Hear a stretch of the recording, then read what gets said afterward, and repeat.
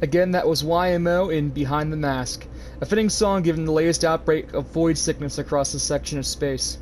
The Interstellar Health and Operations Programming Board strongly advised that all travelers in affected systems wear some type of filtration attachment or helmet to their exosuit while suspecting contact from biohoarders. Now for some backstory in the creation of this song. In the distant past, the 1980s, YMO was approached by an extremely popular Terran performer named Michael Jackson. MJ was a fan of YMO's work and actually wrote lyrics for re-release of the song a year after it came out.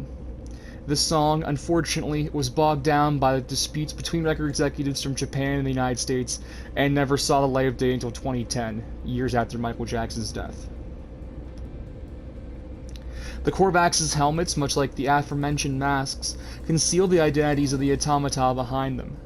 Much of the Korvax's anatomy behind them is still unknown, even by the best researchers in the ODF and TSFR. Nobody knows what's behind the masks, but it can be rationalized that these helmets can denote power and authority amongst the Convergence's hierarchy. Silver and gold helmets were believed to originally come from Atlas priests and archivists of the highest caliber. Some more commonly found helmets include those made of the local stellar metals, such as copper, cadmium, emerald, and indium. Unfortunately, this has led to the deactivation and scrapping of several prominent shells by pirates and mercenaries who continue to sell Korvax casings for units. Despicable and abhorrent trade. It is also believed that their connection to stellar ore is what helps the Korvax in the creation of nanites, one of the rarest forms of currency among travelers. These chips are believed to house the building blocks of the Atlas, and with enough energy can be channeled into a near limitless amount of items and resources.